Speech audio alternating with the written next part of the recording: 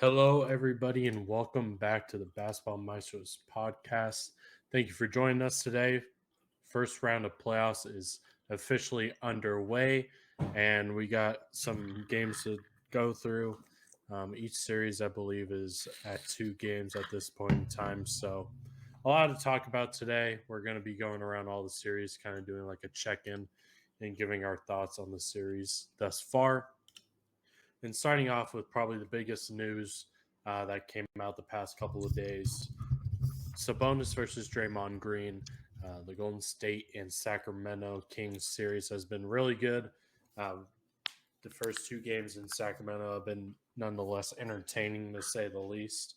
And at the end, towards the end of the second game, Sabonis and Draymond got a little bit into it. If you haven't seen it, you can go look it up. I'm sure everybody's seen it by now. A lot of varying opinions on this issue. When I was watching the game live, I could have sworn I saw Draymond stomp on Sabonis. I'm like, there's no way he just did that, right? And then on the replay, sure enough, he gave him a little stomp on the chest. Then again, can't be surprised because Draymond has been notorious for this kind of stuff. Um, Obviously, the Steven Adams kick in the manhood. So can't say I'm surprised about Draymond. Personally, my opinion on it. When Sabonis fell to the ground, I thought he put his arms up to protect himself because there was a good amount of Warrior players around him when he fell down. So personally, I think he was kind of just protecting himself from getting stepped on, and inadvertently grabbed onto Draymond's leg because I feel like personally, when I looked at the video, when he grabbed onto Draymond's leg and Draymond pulled, he instantly let go. And that eventually led to the Draymond stomp. Personally, I think he could have just stepped over Sabonis and avoided this whole issue just in general. But I think Draymond was worthy of a suspension. I think when the initial report was they weren't going to suspend him, war being the NBA, I was very surprised. I thought it was kind of warranted. Imagine if he caused a big injury to Sabonis, causing him to miss some time. I know he was listed on the injury report with like a sternum injury, so obviously something happened there. But I think Sabonis is going to be fine, I believe. But overall, it's just a very interesting and surreal situation just to kind of see that pan out live in front of my eyes. Yeah, on Twitter, I've seen a lot of varying opinions, but personally, for me, I think it was definitely intentional on Draymond. I don't think Sabonis is kind of the guy to play dirty. Um, I mean, from my point of view, I don't think Sabonis was trying to intentionally hold his leg back, but who knows? You're all entitled to your opinion, and you can have different points of views on the altercation. But overall, it was just very hectic and crazy, and ultimately, it led to Draymond getting ejected and a suspension for 1 game, and nonetheless, a crucial game 3 in Golden State. So we'll see how effective or how impactful that suspension is. If it's going to cause Golden State to fumble another game and have their backs against the wall going down 3-0. But we'll see. I'm very interested to see how game 3 pans out in that series. But very crazy situation. But overall, I think the NBA did it right. I think Draymond deserved a suspension for what he did.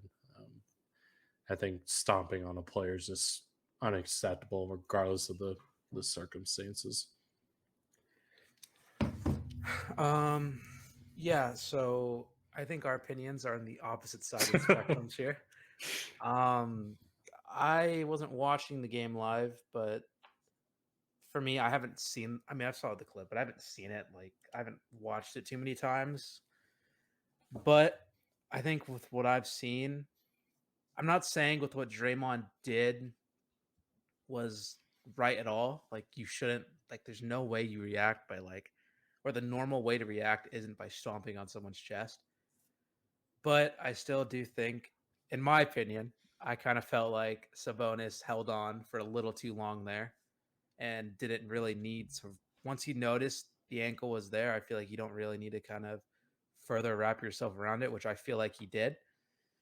So I feel like it wasn't warranted, but I still do think Sabonis is kind of in the wrong as well. Um, and I don't think Sabonis is a dirty player either, but I think this series he has been kind of doing some weird things around Draymond. I've seen clips, just little snippets on Twitter of him just kind of like running into him, like falling on him, and just kind of being weird around when it comes to Draymond and other Warrior players. Um, but I strongly am on the side where I don't think Draymond should have been suspended. I don't think that Oh, you should just say. I don't think your reasoning should be like he's done this stuff in the past, so like he gets suspended for a game, and that's kind of what I think that's what they tweeted out, saying that like Draymond has a history of this, so that's kind of why we're suspending him. I could be wrong, but I could swear I saw like yeah, Shams or someone like was. that tweet that out. Um, and I just don't think that that's kind of warranted at all. I feel like I don't know. I just feel like that doesn't like he already got ejected, and I know it was so late in the game, but I feel like that's just enough. And I think with a lot of players coming out saying like, um, they kind of agree too. I think with what Shaq said is kind of the best like opinion with like if you're kind of grabbing on my leg, like what do you think I'm gonna do, And I know like that's like such a bad way to put things, but it's like true, like I mean they're competing out there, it's like with those type of players, like with Draymond and like a Shaq's, like that they'll lose their temper and that they'll Mm, do things like that. So it's just kind of like what else do you expect Draymond? Of course, it's like what do you expect Draymond to do? Of course, but um, I'm fully on the side where I don't think he should have got suspended. I think the only reason it happened is because it's Draymond, and if it was any other player, I feel like they wouldn't have gotten suspended. But um, yeah, that's the only reason I'm against it. But should he have done that? No, That's why I'm not condoning it. I just feel like the NBA is just kind of doing it just to, you know, look like they actually like care and want to do the right thing. But I feel like it shouldn't have gotten to that point. yeah, I'm gonna definitely differing opinions. I think if Okay. you, I think if you're, I know like the cool thing to do is like yell at each other, but I think if you're like a repeated offender, I think that kind of has to play into the scenario. Like, I don't think you can kind of just look past it. I mean, that's just me. I mean, he kicked Steven Adams in the nuts twice. Um, there's a clip, I think, I forget what team it was, but of him like kind of just like doing like a football tackle on somebody. Um, I haven't seen this. um, but there's another big one that I'm just completely forgetting. But yeah, I think if you're obviously this isn't Draymond's first Mm-hmm. time, so I think that you kind of just have to factor that into things. Um, and another thing is like the antics that he did after it. I thought was kind of weird, like egging on the fans. Uh, an older guy. They did like a wide view of like Draymond towards the Sacramento fans, and there's just this old guy just double middle fingering Draymond. I thought that was pretty hilarious. Um, but overall, I mean, it's playoff basketball. Emotions are high. I mean, I can understand it. Um, when I played basketball, I was a little bit of an emotional player, so I get it. It's a high intensity environment, obviously on the road. Very vital game too. And somebody is grabbing your leg at the end of the day, which I get it, but you just can't lash out the way he did. Lashing out is probably not the greatest word, but like it's not like it wasn't a vicious stomp to the chest, but it was still a stomp. But um, we'll see, man. Game 3 is going to be very interesting. I just my thing is like I don't know. I just don't think you do this. Like I just don't think it was like that. For me, I don't think it was that big of a deal. And like I feel like it looks pretty bad. Like you could tell that like I feel like he definitely put in a little bit of pressure. I don't want to. I told myself I Okay. didn't want to get too much into this, but like I just I will I feel admit, like Sabonis played like he acted it off pretty well. Like yeah, that's I what I'm trying to say. I will admit, in the moment, I was pretty like, "What the hell are you doing, Draymond? That's unacceptable. You can't do that." But looking back at it, it was a stomp, yes, but it wasn't as hard as I like kind of made it out to be. But then again, you still did it, and Sabonis did act it off, and I just think in the playoffs, like in a pivotal game 3 going back to like San Francisco, I just don't like it. I think in the regular season I'm okay with the 1 game suspension, but I just feel like I don't know. I just hate having that suspension there, and especially in like a game 3 that literally can define the series. And I know it just sucks to say like, oh, it's the playoffs. Like it's like they shouldn't do it because it's the playoffs, but I truly just believe that. yeah, that makes sense. Guess we'll see. The Warriors are a really good home team, so you should be able to take care of business regardless. But yeah, let's dive into the first round series around the league. We'll start off with the Eastern Conference. Um, we'll start off with the Milwaukee Bucks and the Miami Heat. Um, a very interesting series, third time matchup between these two teams. The Heat kind of looking for their get back in a sense. I think it was last episode or the one before it where Daniel and I kind of just wrote off the 8th seed and the 7th seed for the Eastern Conference, obviously playing two of the teams that are viewed as making it out of the Eastern Conference this year. And even though Giannis went down early in the game, the Heat really came out to play. You can write it off as a very Mickey Mouse game in terms of shooting, which, yeah, they really shot the lights out just overall from 3-point land. But the Heat came out and played, stole one in Milwaukee. Yes, it's without Giannis, but the Bucks are still a formidable team without Giannis. So that was kind of the big question mark heading into game 2. He was listed as doubtful heading into this one, got upgraded to questionable, but ultimately got held out.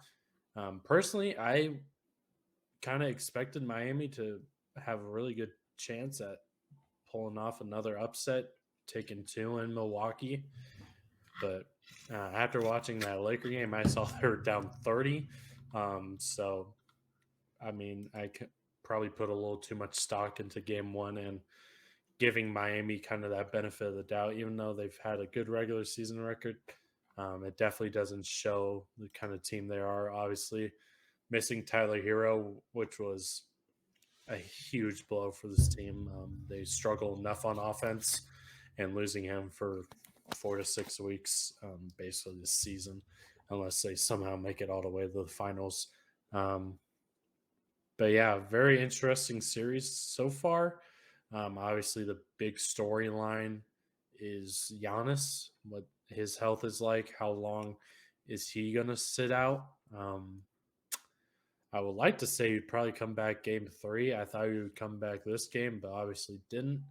So I think that's kind of just the biggest question mark. We don't necessarily know how long he's going to be out.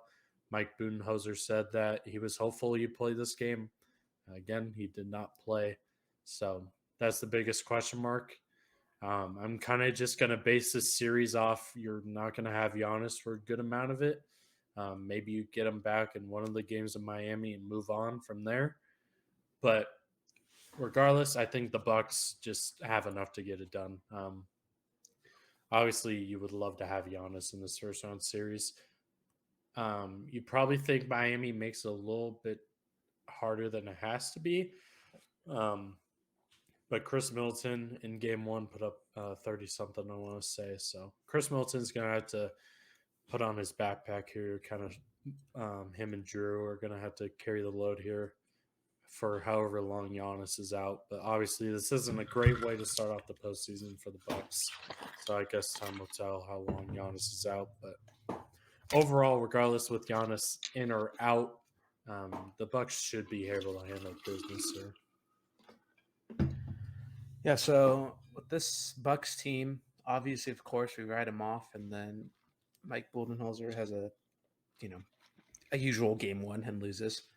Um, I know that obviously Giannis got hurt, and I honestly think that if this team went into game one with a mindset of knowing Giannis was out, I feel like that they probably would have won it. Because I just think that's how good this Bucks team is. I think if the Heat are going to win this series, I didn't watch the game, but there's no way Jimmy's only getting 12 shots. There's Yeah. no way Oladipo's getting more than him. That's just not going to cut it. So I think that this Heat team, like if you want to win, you got to let playoff Jimmy come out and take over. Because like I said, I didn't watch the game, but in 28 minutes and 12 shots only, it just is it's too low. He needs to be taking 20 a night. But I mean, this series is gonna kind of how I expect. I feel like this Bucks team, even without Giannis, is still better than the Heat. Yeah. I just think Drew's been playing amazing this year without Giannis. Brooke put up 25 and um, only 4 rebounds tonight. Wow, that's Brooke for you. Yeah, that's But just what Burke does. but I just think his team is just too talented to, kind of drop any more games to the Heat. And we have no idea when Giannis is coming back.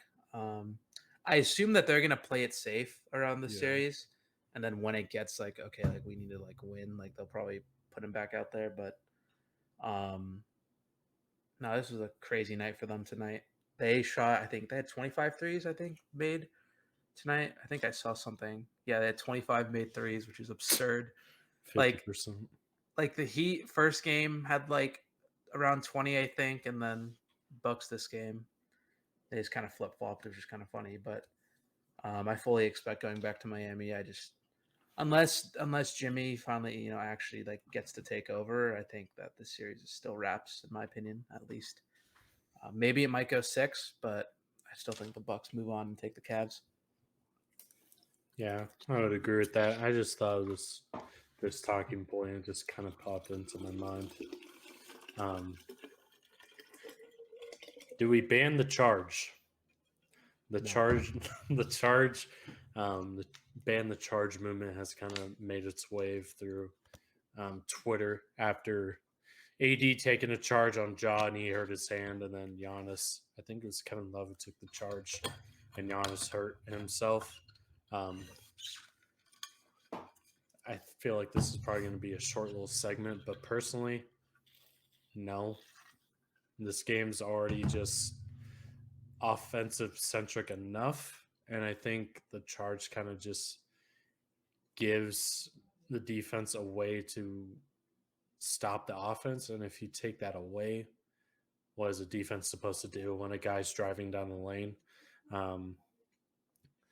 Overall, I don't have too many thoughts on it. I think it's kind of stupid. Yeah, it's a bang bang play. It's a risky play, but again, playoff basketball, you got to put your body on the line.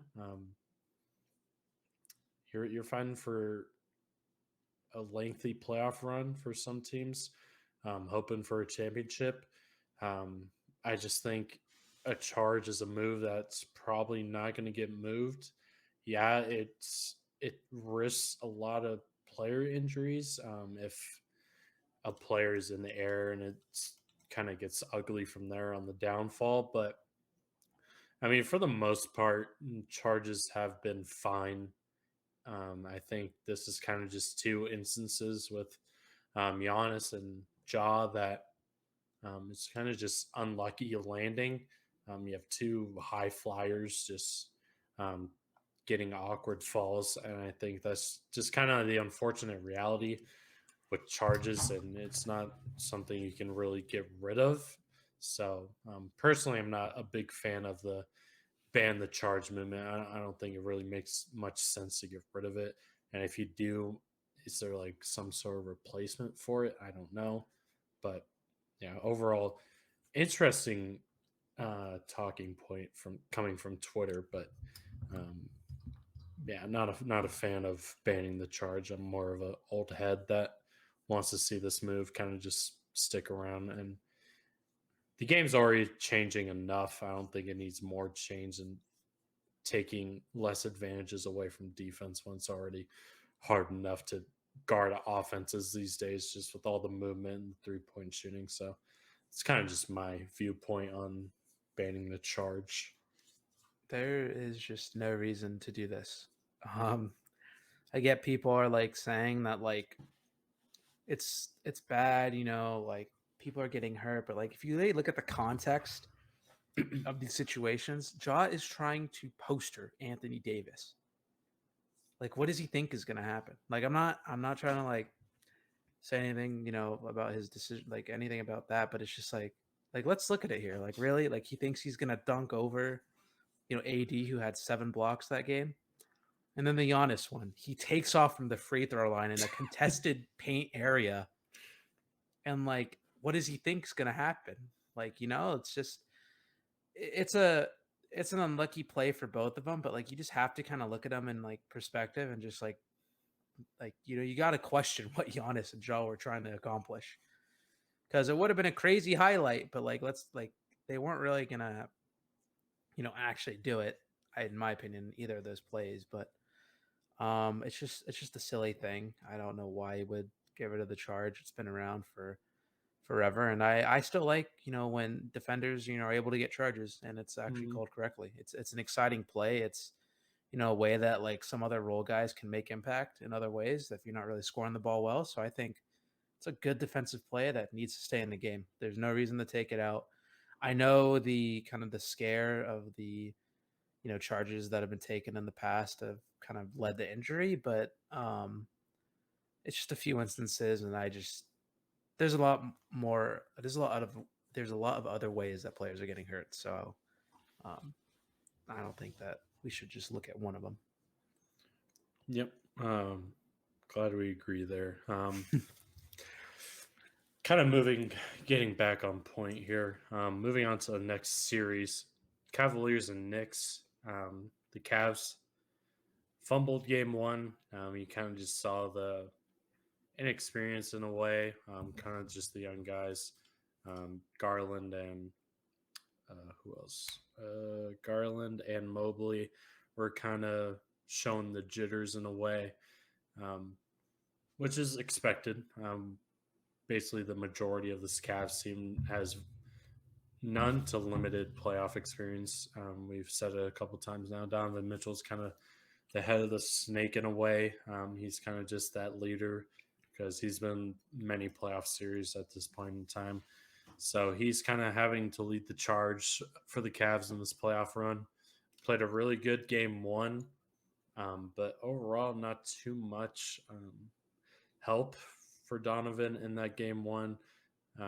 He definitely got in game 2, but the Knicks definitely made it interesting in game 1. Jalen Brunson really just put that game on his back in the fourth quarter with just timely baskets and mid-range shots. Overall, just a great win for the Knicks there, and ultimately got Julius Randle back. He looked solid in that first half, and then kind of just tailed off, kind of showing rust at that point. Then the second game was kind of just a complete turnaround. The Knicks just get absolutely blown out. Cavs are just clicking on all cylinders. Their defense is good. The Knicks just weren't able to get anything going, which was kind of disappointing. I thought this was going to be a series of just many close games, but obviously this game was just complete opposite of game 1, which was kind of shocking to me. But still think this series is going to be interesting. I still expect it to go 6 at the very least. And we kind of speculated whether Julius was going to be back or not, and now he is. So he's kind of just working himself back. So we'll see how the series goes heading back to MSG. That environment's going to be really, really fun to watch. With Julius back, I'm probably still going to have to take the Cavs here. But the Knicks taking game 1 didn't necessarily surprise me. I think this is a team very capable of just winning games however they can. You have Thibodeau as the coach; he's going to do everything he can to win. Also, the size for the Knicks has just been insane. They've just been destroying the glass. Julius with Evan Mobley has kind of just been bodying him. Evan Mobley's kind of just showing how his frame isn't necessarily the greatest. So he's kind of just getting pushed around when it comes to the offensive glass. So I think that's going to be another thing to watch if the Cavs are going to be able to keep the Knicks off the glass. Obviously, they're a team with just a lot of size with Mitchell Robinson, Julius Randle. You have Josh Hart. You have Hardenstein coming out the bench. So you have a lot to deal with if you're the Cavs. So you got to be able to keep them off the glass. So that'll be something to watch heading into Game 3 for this series. But probably just gonna have to give the edge to the Knicks here, or not the Knicks, the Cavs. I just think what they showed in Game 2, with just their offensive firepower, guys kind of just settled in. Their offense was just clicking a lot more. Um, so I think heading into Game 3, they're gonna know what to do. They kind of have a feel for how the series is going to go. We'll see if JB Bickerstaff can make some adjustments, but gonna be interesting. I think if the Cavs are able to steal one in New York, that'll be greatly huge for them to have a chance to get out of this first round. Yeah, this series is playing out exactly how I kind of expected it to. That game 1, I think this is going 7, but for how you mentioned it, how bad some of the Cavs kind of young guys played. Garland did not have a good game. Mobley did not have a good game, and it was just kind of Donovan Mitchell versus the world out there in game 1. Brunson had an amazing game, and Josh Hart getting after the boards, man. That was Dog.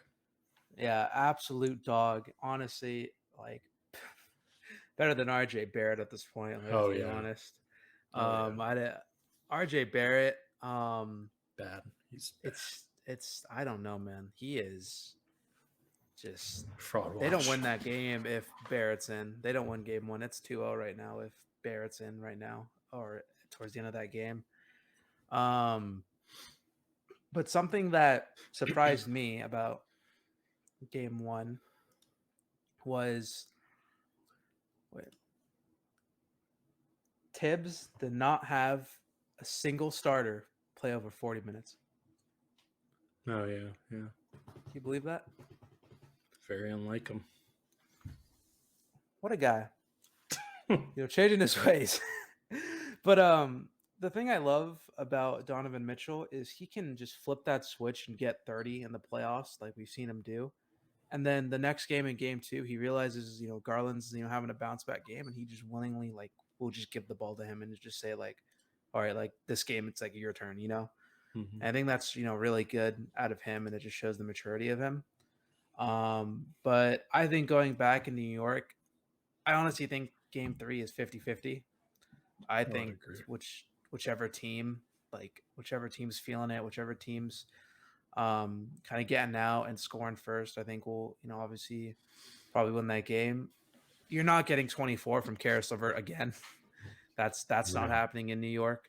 But one thing I would like to, I want to see, I know Evan Mobley, is kind of getting it on the glass, but I want to see him kind of take over on offense a little bit more. I feel like he's been a little bit passive, or not passive, but I feel like he's just been missing a lot of easy shots this series. So I want to see him kind of get a little bit more aggressive and just kind of attack the paint more. But this New York team, you're going to want to see, I think Brunson has another good game on, I think it's tomorrow they play again. I don't know when they play again, but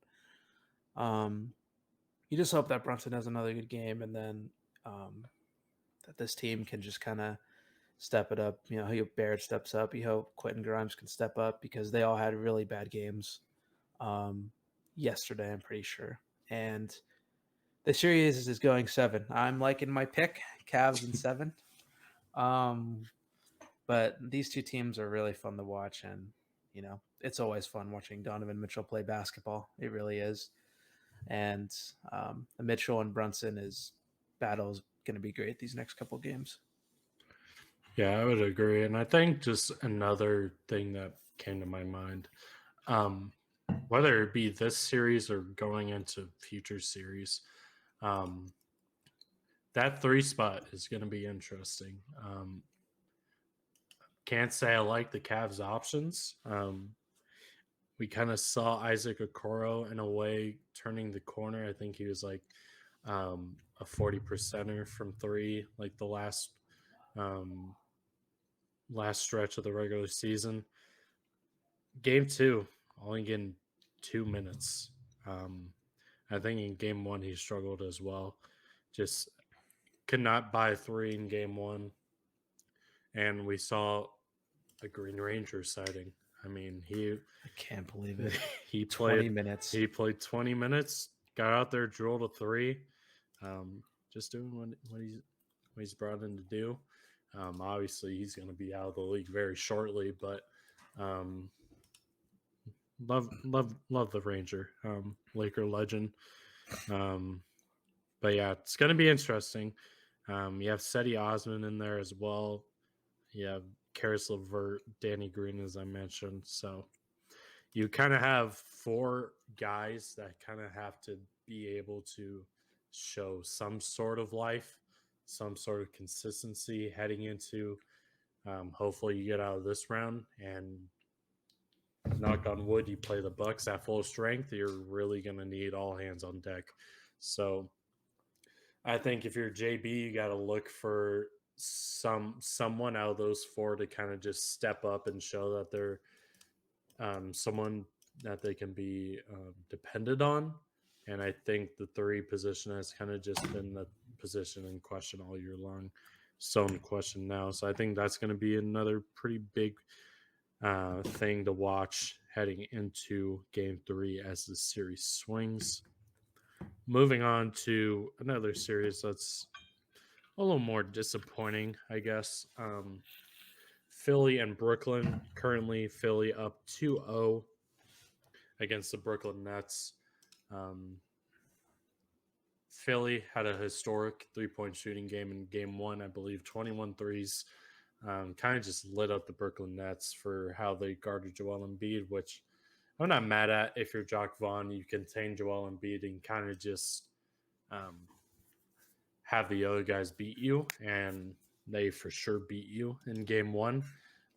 They kind of just, in the first half, they kind of stuck with it, throw the double teams from the weak side or the blind side and kind of just ride with it. Obviously, the Sixers didn't have that great of it or as hot as a shooting game in comparison to game 1, but they kind of just went away from that. They kind of just single covered Embiid in the second half, and things just kind of got out of hand from there. I was kind of expecting a little bit more of a fight from Brooklyn. Game 2 was a little more low scoring, but I mean, James Harden played awful in game 2, but you still had Maxey with a breakout game. Joel did his thing, basically a 20-20 game, 20 and 19. Tobias chipping in with 20 and 12. Those are the kind of just 3-4 guys, Harden being the 4th, that you kind of just need to show up consistently. And they've gotten that the first 2 games. The Nets, for their perspective, they just can't match up well. They don't have the size for Joel Embiid. Nick Claxton kind of just is just showing his flaws. He had a great year this year, but obviously he's not capable of guarding Joel Embiid, a guy of his size. So Jacque Vaughn's definitely has work cut out for him, but I mean, Mikal's been great as he's been since coming to Brooklyn. Cam Johnson played really, really good. Had a poster dunk on Embiid. Dinwiddie, after his confrontation with Kyle Kuzma, he hasn't been great. But outside of Mikal and Cam Johnson, that's kind of all you're getting out of the scoring department. So I think for the Nets, my message to the team is just make them work for it, make Philly work for it, make it a hard, I guess, 4 or 5 games. I think that's kind of all you can ask for. Um, Obviously, no one had the Nets winning this series, or at least I hope they didn't. But a young team, you definitely have some interesting question marks this offseason. I think the team is going to look a lot more different heading in next year, but you're building some good foundation for playoff experiences with Mikal and Cam Johnson kind of being those two scoring options for Brooklyn. So even though you're probably going to get gentlemen swept at the best case scenario, I think overall it's a good learning experience. You're playing against the top one of the 3 teams to make it out of the East. So I think that's all you can ask for. Hopefully you can steal a game heading back to Brooklyn, but um, I think if you're not getting much outside of Cam and Mikal, you can probably start packing your bags. Don't necessarily believe in most of these guys. Just step up. Maybe Seth Curry if you get a good shooting game, but I mean, you have Royce shooting 2 for 11, Joe Harris 0 for 2, Dinwiddie 5 for 14, Finney Smith 3 for 9. So just not a lot of consistent scoring from the Nets. I think that's just shown, especially in game 2, putting up 84 points. So obviously not great, but I mean, for Philly, I'm a little concerned about James Harden. I think he's kind of just, can't say just floating out there, but I mean, game 1 he shot great from 3, from the 2-point land was pretty awful, and he was awful in game 2. So I think, assuming you get past the Nets, you're definitely going to need James Harden to at least be able to, not saying like Houston James Harden, but you need him to be like a consistent, at least like close to 20 every game in the series, like 18 to 20 with a decent amount of assists.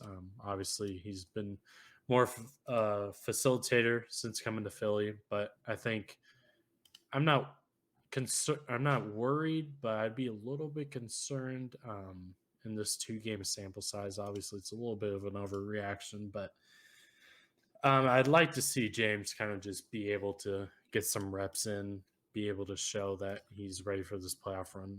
He's kind of just been a playoff guy that's hasn't been able to live up to his reputation.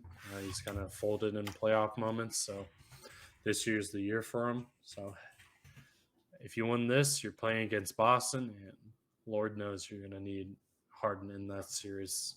And plus, he's going to have a good defender on him. Don't know who it's going to be, but Boston definitely has a good amount of defenders to throw at Harden and Embiid. So would like to see Harden kind of just ramp it up a little bit. But again, it's 2 games. We'll see. But that's just a little something on my mind coming from this series. I want the Sixers to succeed badly. I like Joel. I like Maxey. I like Harden. I like these players. And the way they're playing, they are going to get swept by the Celtics. This team is struggling against the Nets. Not struggling, I'd say, because they are up 2-0, but the Nets are giving them trouble. And it's a team that is basically Mikal Bridges and Cam Johnson, apparently, after, game 2. And my thing is just, we traded a lot for James Harden. And James, I don't think that they envisioned you focusing on passing more than scoring. I feel like this entire year, Harden has just been more of a passer, which is not a bad thing. But when it comes playoff time, we didn't trade for you to help Embiid by just, passing the ball. Because when Embiid's going to get doubled, like the Nets are doing, because Mr. Vaughn just is basically saying, we're going to let anyone else beat us. Like, you got to step up, and that's what you did in the first half of game 1, which is, this is exactly what the Sixers' peak is. And then I think he shot, terribly in the second half, and then obviously shot 3 for 13 2 nights ago. It's just I don't know. It's just not acceptable. I mean, we said this multiple times about Harden in the playoffs, and I just feel like if this team wants to have a legitimate shot against the Celtics, because it's not only going to be Mikal Bridges coming at you every night. It's going to be Tatum. It's going to be Jalen. It's going to be Derek White. It's going to be, Robert Williams is there too. It's going to be a lot more of a team that is geared up for a finals run. So if you really want to make that series competitive, like Harden just needs to play a lot better. Also, Embiid had 8 turnovers on Tuesday, which is something you don't want to see. But I don't know. I like the Sixers team. I like the players they have, but it's just they just don't. They're just not playing how they. I'm not saying that I know how they should play, but I just need Harden to step up because Maxey had a great game. If Maxey and Harden can kind of get a synergy going, like Garland and Mitchell have in Cleveland, like I think that this Sixers team can really you know give the Celtics a run for their money because Tobias is hit or miss every night. I should know because he's my fantasy player. But the Sixers bench is, it's but we're going to be expecting Joel Harden and Maxey to get 40 minutes a night regardless. So, or close to that. So it doesn't really matter. But it's very disappointing so far this series for me. I think the Sixers are just kind of giving us that same, all right, they'll get to the second round and lose to the Celtics, just like every year. So I mean they've been kind of disappointing me, but we'll have to see what happens with the rest of us.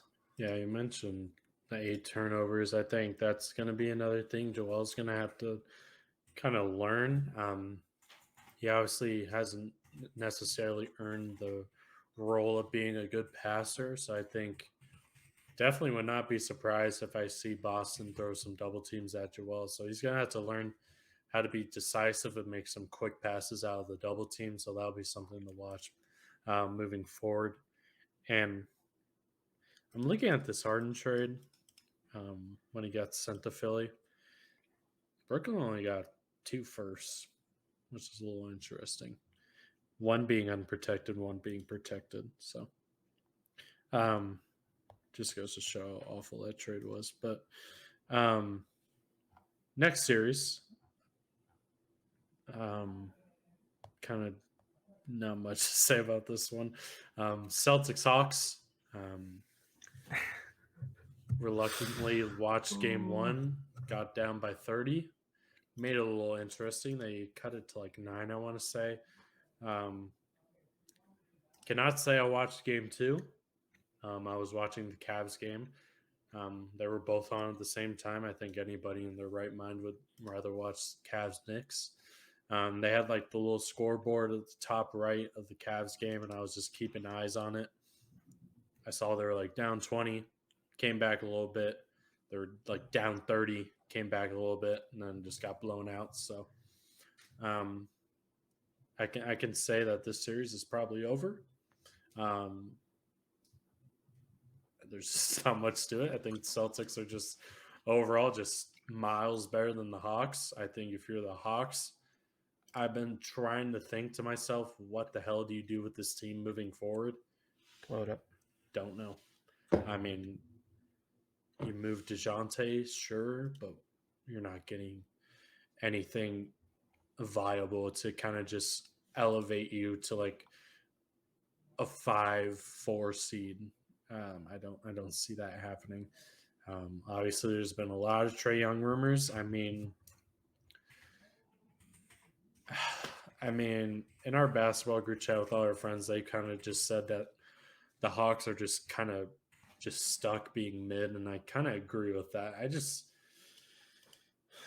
would not want to be in that front office because I don't know what they have to do to kind of just find a good formula for this team.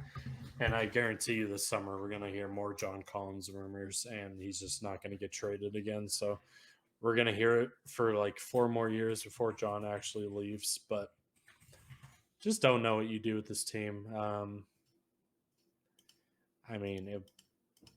Maybe I'm a little crazy for saying this, but I would not hang up the phone if somebody called about Trae Young. I would kind of just be open to just fielding calls. And I mean, if a doomsday comes upon you, you'll be able to kind of jump the gun and see what teams are going to be offering. Don't know what landing spots would be viable because most teams have their point guard position set in stone. So we'll see. But yeah, the Hawks just you're mid. You're probably going to get swept.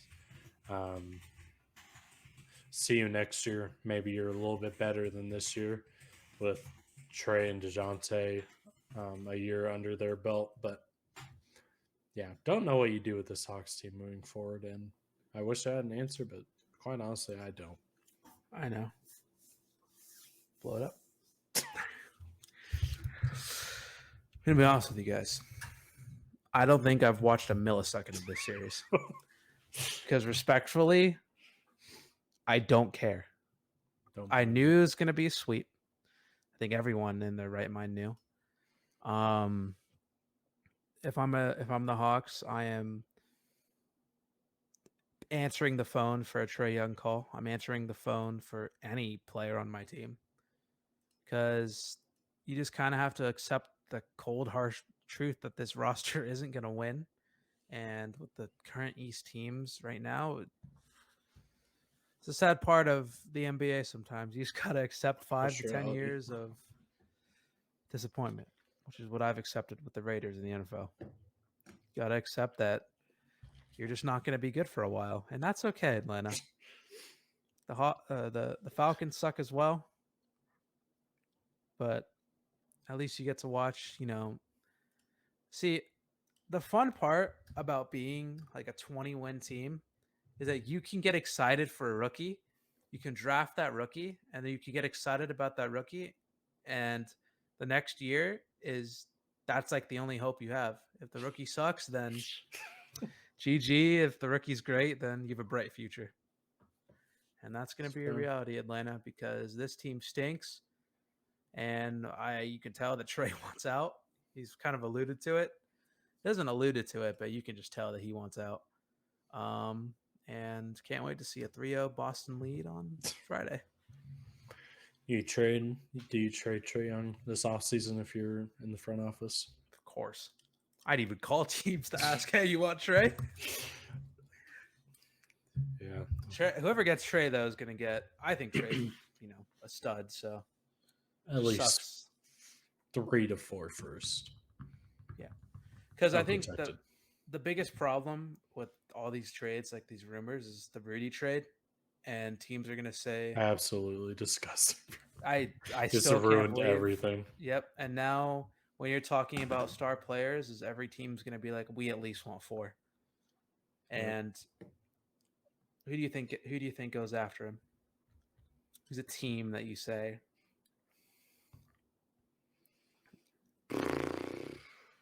Dallas? If Kyrie walks... Luka for Kyrie swap? I was thinking either like Oklahoma or Brooklyn. Those are some two teams that have the capital. Probably. I would like Brooklyn. Brooklyn with him and McHale wouldn't be bad. OKC, I feel like would be a little bit more trickier because you have Shea there already, and then you have Giddey, who's good, obviously. But I don't know if that's physically possible, but I don't think that's possible. But it'd be interesting. Trailblazers, baby, him and Lillard. That would be awful. Where would that? Never mind, I'm not even gonna. Just no, but where would DeJounte go? Like, what do they do with him? Because you just traded for him. I mean, you can trade him for like. What did they trade for him? Two firsts, I think, and somebody. I think you I think you trade DeJounte at the trade deadline. Just kind of see what you get for him, because I don't know if teams are kind of blowing up your line about DeJounte in the summer. Maybe I'm wrong, but I think worst case scenario, you flip DeJounte for like a young player or two for like a first, a protected first. If you're lucky, maybe you're gonna have to sell for a couple seconds. I mean, quite honestly, you don't have a lot to build around. I mean, you have Jalen You really Johnson, who's don't. shown a little bit of promise. Um, Okonwu, who's been pretty solid. You have DeAndre Hunter.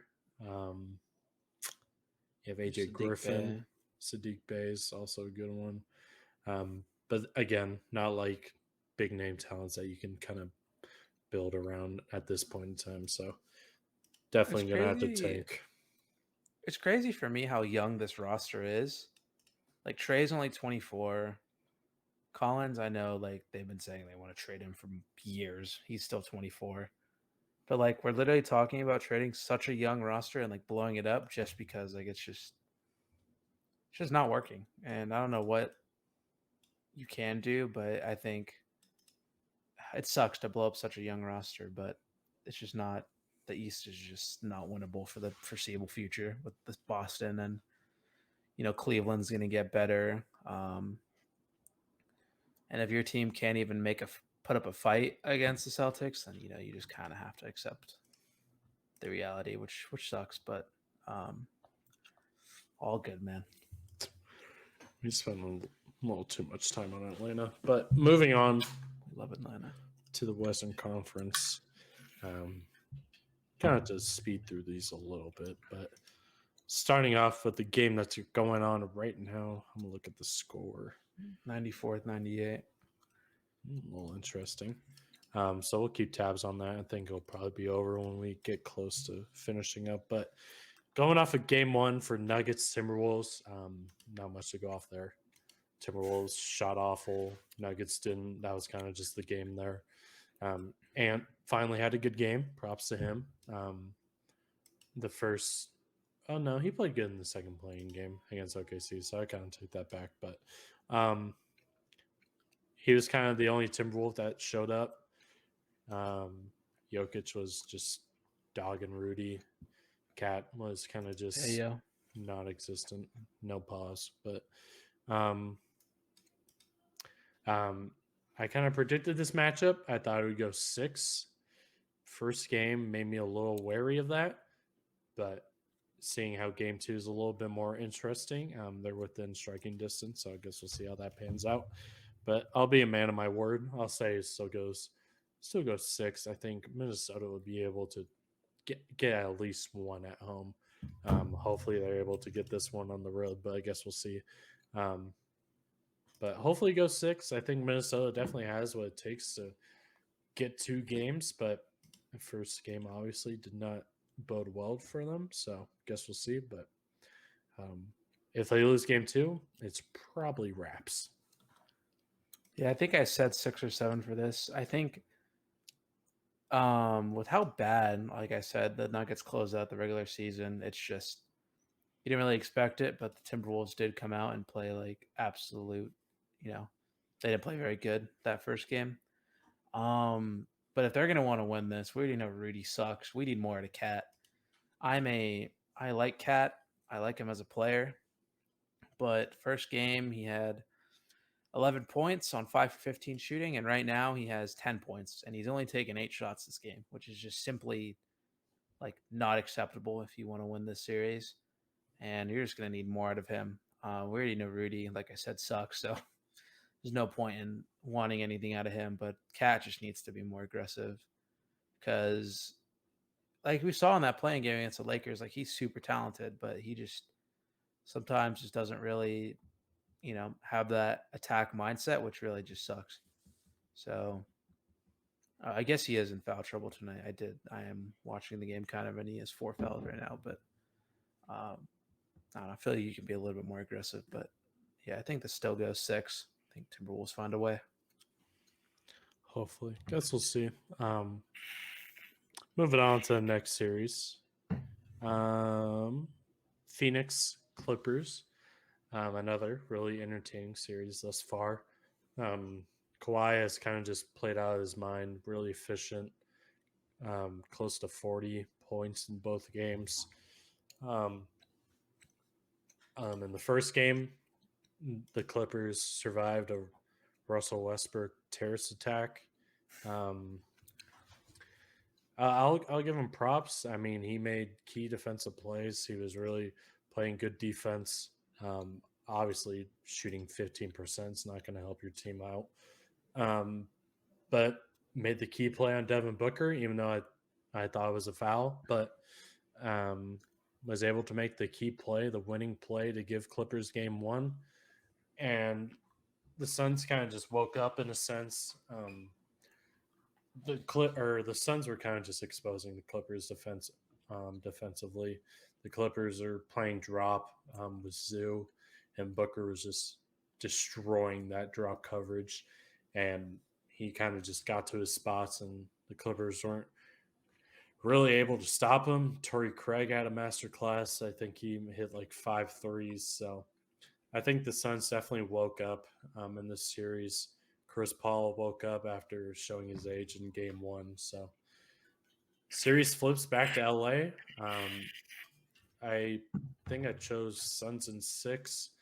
Could very well see the series going 7. I think the Clippers have shown me that they match up better than I thought with the Phoenix Suns. I think they're definitely I'll say it. I think they're capable of pulling this off, being able to take down the Suns, but I guess time will tell. As weird as it sounds, I think Russ is going to be a huge role for this series, and if he's able to be as effective on the defensive side of the ball as he was in game 1 and I'll say game 2 as well, but I will admit I was a little underestimating the Clippers even without Paul George. But yeah, I think this is a series that could very well go all the way. So guess we'll see. But it's going to be interesting to see how the Suns play on the road in LA. Mm-hmm. Yeah, I'm going to have to speed run this. But this series could easily have us talking for a long, long time. But that first game, I think Russ saved Twitter losing on him if he didn't get that block at the end. I still think he made a lot of great hustle plays, but I think not as many people would have given him benefit of the doubt if he didn't get that last block on Booker. I didn't think it was a foul. I like the play, but I think in the regular season that's probably a foul. But I like how we're kind of letting guys get a little bit more aggressive in the playoffs. But I think the biggest thing in this series is playoff Kawhi is truly a wonderful thing. It is amazing to watch him just go out there and dominate how he is. I think KD has been I think he needs to just be a little bit more aggressive, I feel like. Yeah. I feel like he's letting 40-year-old Chris Paul take over a little bit too much. And we saw it in game 1 when you let Chris Paul take his middies, sometimes might not be the best thing in the world. But, shout out to Chris Paul for, I guess, turning back the years last night and, starting to actually look like the old Chris Paul again. But, we just need KD to be a lot more aggressive because you didn't trade away your entire bench for KD to let Chris Paul run pick and rolls with DeAndre, and that's not what you did. So, just last thing, the Suns bench. I remember last episode I said, watch out. They played good against the Lakers and Clippers last game of the season. They just flipped the switch. I don't know what happened. They weren't lying when they said that this bench was awful because it is pretty bad. But one real last thing, I know I'm trying to speed this up. I hate Adam. I don't like Adam. The way that he schedules these matchups. Clippers Suns are on NBA TV tomorrow. Or Clipper Suns on NBA TV exactly when Golden State and Sacramento are on. Yeah, like beautiful. The 2 best series playing at the same exact time. Like why? Like they're in game 3 and they'll be on game 4 the same night that we're barely getting the game 3 for our series. It just doesn't make sense. Whatever. Next series, dude. Adam is just high this postseason. All right. Kings Warriors, Sacktown up 2-0. I'm gonna do a little bit of a victory lap here. All the good old the Warriors, they'll be able to steal one on the road. It's not panned out so far. Just posted that clip on our TikTok. Go check it out. But yeah, just to have that clip documented. I did not believe in this Warriors team to be able to pull one out on the road. And sure enough, Golden One Center was rocking. Great environment.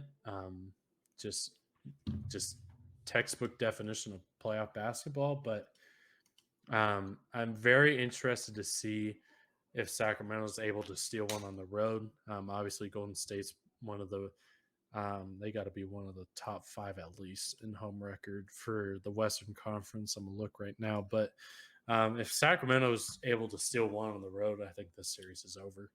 I think that's kind of just what Kings fans should look for.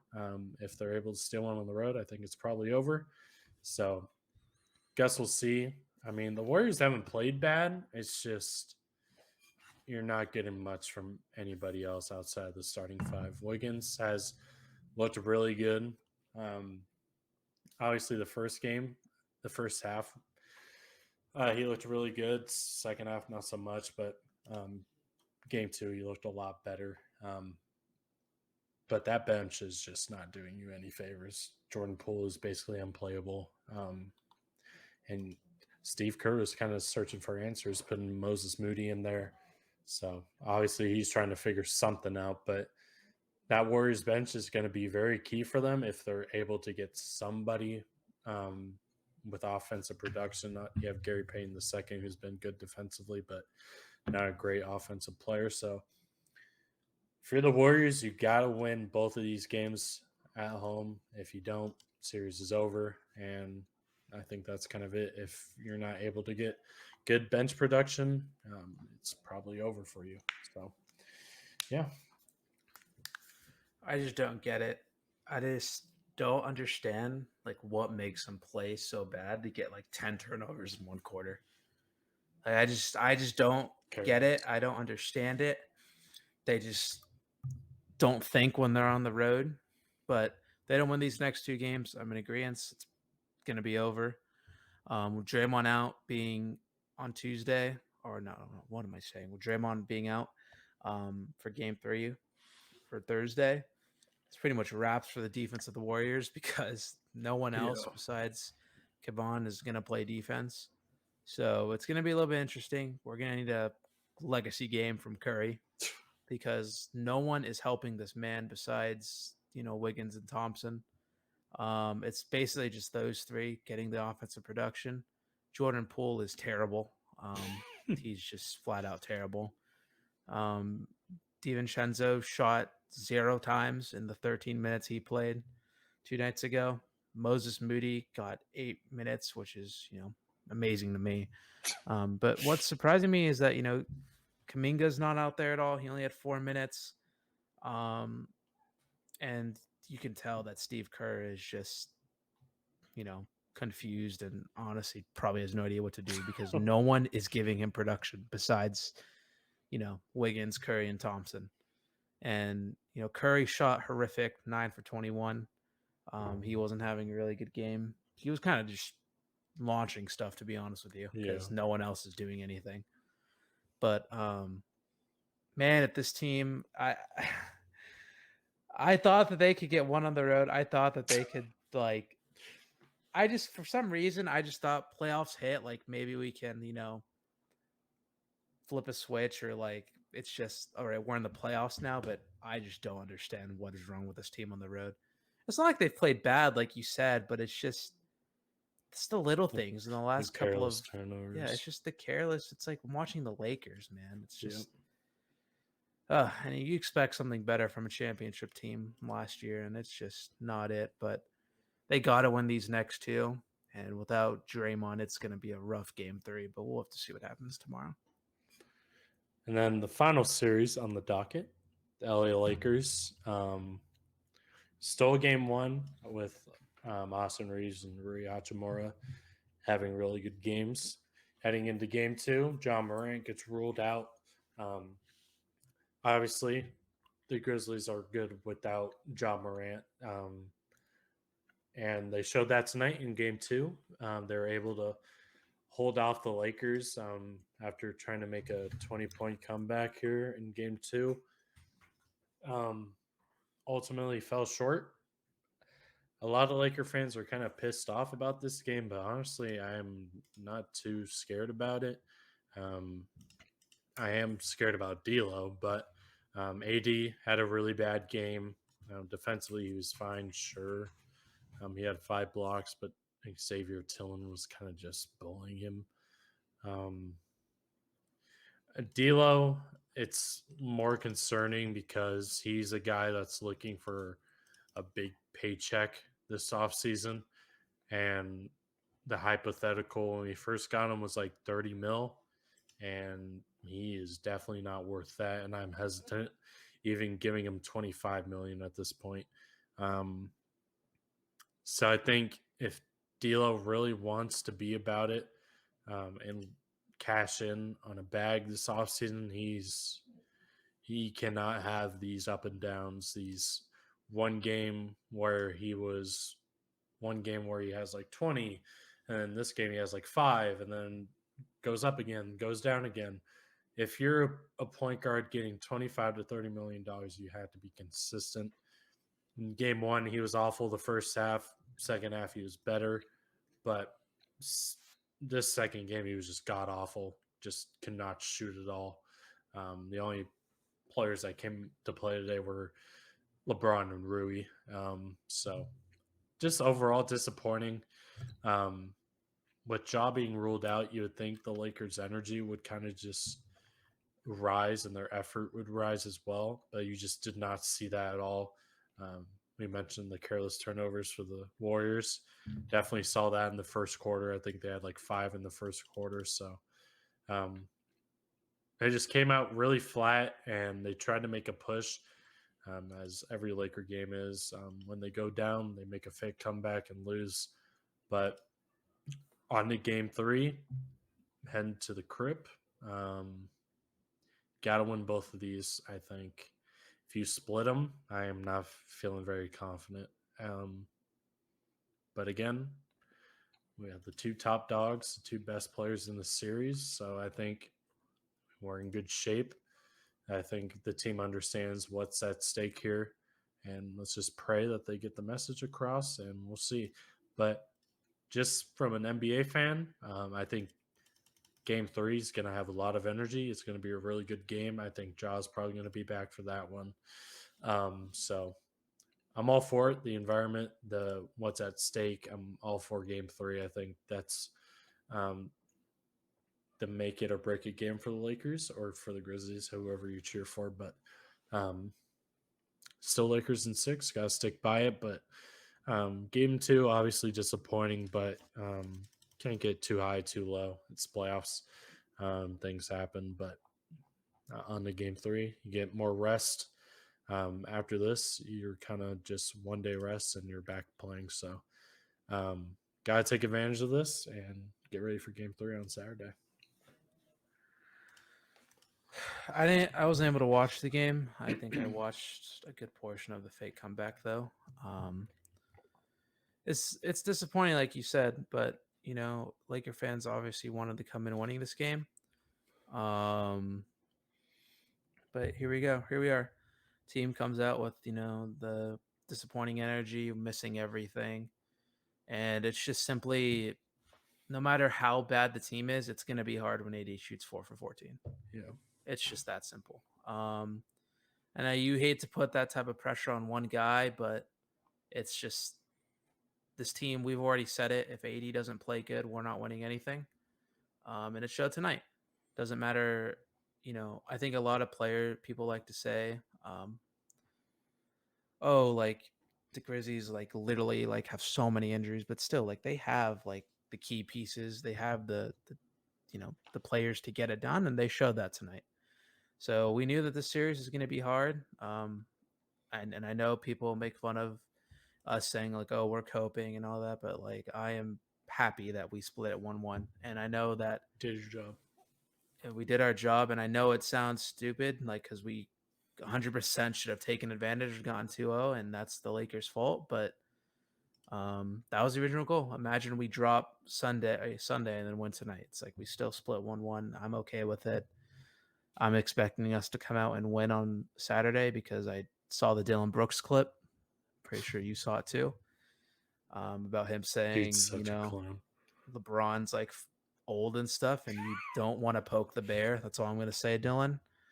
And get ready for Saturday because I feel like LeBron and AD are going to come out with a different energy. I feel like D'Lo's going to have a bounce back in crypto, LA playoff atmosphere.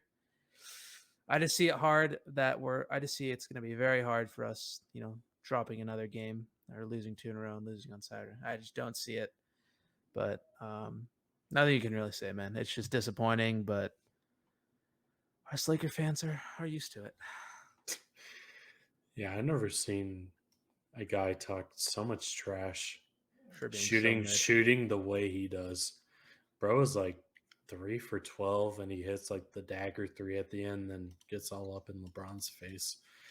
It's just corny, but hey, it's Dylan Brooks. That's just the player he is. But yeah, definitely a longer episode, an hour 10, but yeah, a lot to talk about, and we're only in the first round, so we'll be back, and maybe some series will be finished by then. Some sweeps, some gentlemen sweeps. Hopefully, we'll see. The Lakers could be in doom and gloom mode, or we could be on the up and up. So I'm sure a lot of emotions will be checked by next episode. A lot of games will be played. So we will see you guys next time. Thank you for listening. However you did, check us out on our socials on YouTube, Instagram, TikTok, at the Basketball Maestros. And yeah, that will do it for this episode. And enjoy some playoff basketball. We'll see you guys next week.